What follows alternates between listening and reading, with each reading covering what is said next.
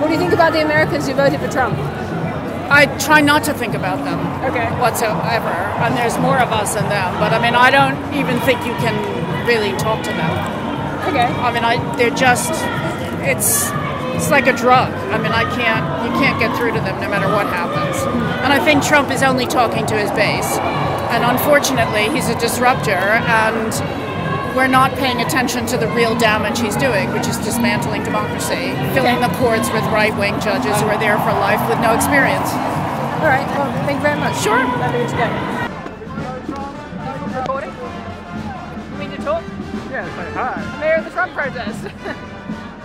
I've been seeing a lot of Hitler comparisons today. I was just wondering if you could tell me why you think Trump is like Hitler, if you do think that. Well, obviously because of the sign. It's like history repeating itself. He either doesn't know about history or he doesn't care. Well, he uses terms like infestation of immigrants and so on. Not that it's relation to Hitler, but he clearly doesn't care about the environment in the slightest bit. Doesn't care about international cooperation, and quite frankly, how he thinks it's better to talk to people like Kim Jong-il, this current one, isn't he? And rather than whilst rolling out sanctions against Canada and the EU and things. It's just crazy. The guy is also under a lot of criminal investigation. He's a liar. He didn't win the most votes in the election. I mean, where do you stop? There's so much wrong with the guy. The fact that we're honouring him with effectively state visit is an absolute disgrace. Okay. And what do you think? What do you think America's in for? The world is in for in the next few years of his term? I dread to think. I can only hope that we can do something about it. And do you think it'll be as bad as Nazi Germany? I think you have to be careful. The warning signs are there. There are definite parallels with what happened in the 1930s. Okay. So we need to be really careful that we don't let it get that far. Can I ask you why you're protesting today? Because Trump's a dick, and I don't want dicks in my country. Is there anything in particular you don't like about him?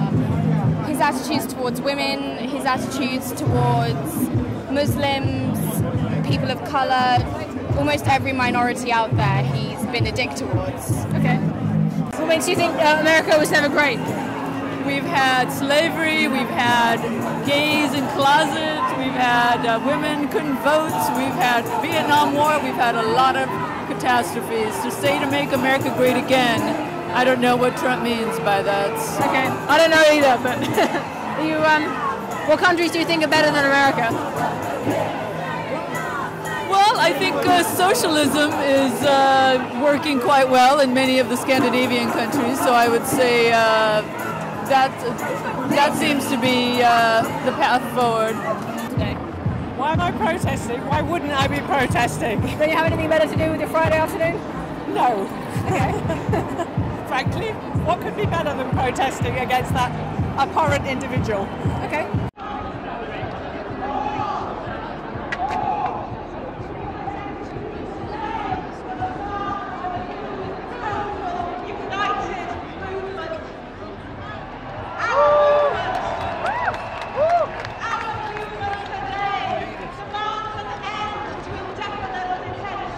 Because fascism is detrimental to civilization.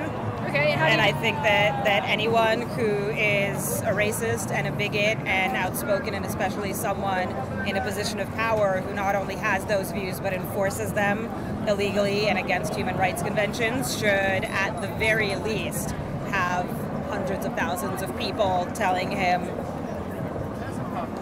to fuck off. Okay, fair enough. Anything specific that you're referring to with fascism and racism? Any particular thing you can point to? Imprisoning asylum seekers, sexually assaulting women and taking pride in it, espousing ideas that anything that goes against his personal preference should be made illegal, threatening his political opponents, using press outlets as state propaganda. Which outlets are those? Fox News. Okay. Anything illegal?